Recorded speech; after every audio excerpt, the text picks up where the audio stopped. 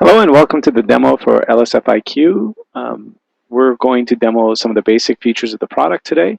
LSFIQ allows you to basically upload some of the security information from your server and do all the analysis here on it without having to install anything locally.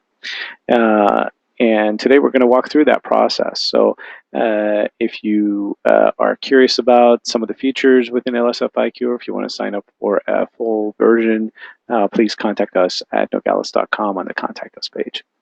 So today we're going to go ahead and just get started with an upload. We're going to upload a new batch, and I'm going to just call that batch my batch, and choose the lsdump file that I created for my server and the ldiffd file that I created for my server. Now I've got documentation how you can create those files out of your own server. It takes about 5 minutes to do this. And so once I've got those files, I can go ahead and upload it. And what this process does, it not only uploads to the LSFIQ application, but it also goes ahead and does all the analysis to generate all the files necessary for us to be able to do some valid reporting on the security data that you've uploaded. So this is completed now, and I'm going to go ahead and go to the Analyze section. And by the way, all the stuff that I'm doing on the screen here is with an actual security file, and it is all real time. This is all unedited. So I'm going to go ahead and select my batch here, and it gives me access to several reports that I've got access to. So I'm going to go ahead and start with the tokens by role here. This is a view that's normally not available to us within any other tool, or especially not within Lawson Security. And I'm going to go ahead and select a role here, the SC by role. You notice there's that autocomplete feature that's available on every field that you have to type in. We're going to go ahead and hit generate. So this is going to bring back all the tokens and every object that this role gives access to. You notice there's a lot of tables, and there's also a lot of screens that this role gives access to. I'm hitting next on these screens here. So not only can I just go ahead and next through this data, but I can also search for things like AP10 or AP90 or GL38, for example, and see what kind of access I have to those. Furthermore, I can go ahead and download all of that into Excel if I so please, and that's done within just a quick click. And I can do all of these three features, the searching and the download and the filtering on every single one of the reports that you see, and it's just as fast as you see here on the screen. I'm going to go back and select a different report now. I'm going to go ahead and select tokens by user. And a lot of times you're asked to see if a user has access to a certain screen or not. So I can look for that user here. So I'm going to look for Lisa Shaw, and you notice that I was searching by her first name. I could have done that by her last name as well. And go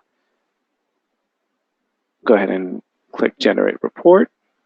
Once the report is generated, it gives me a view of this user has access to 989 different objects within Lawson. So we can search and take a look at those. So I can also do a search for HR11, for example. So she definitely has access to that.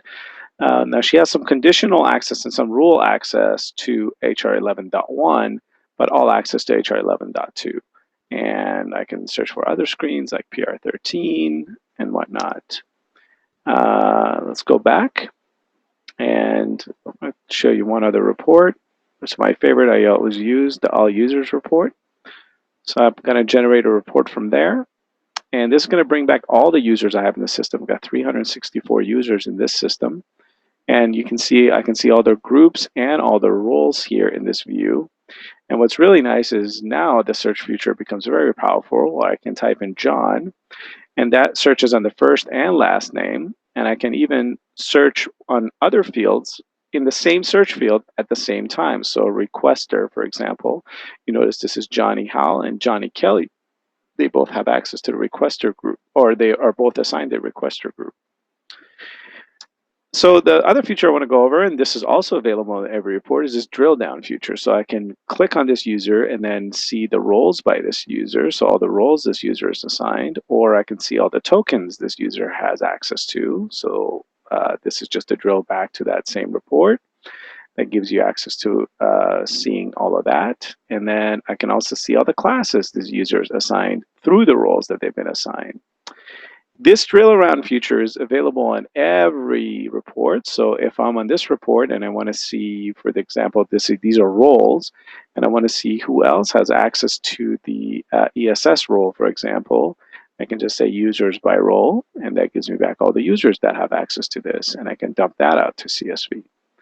Or I can say, for example, on here on the tokens, if I'm searching and say, oh, BN59, what other roles give access to BN59? So that view is available to me. This is the kind of thing that's really impossible to do within Lawson Security, and I think we've brought it to the forefront and within a mouse click.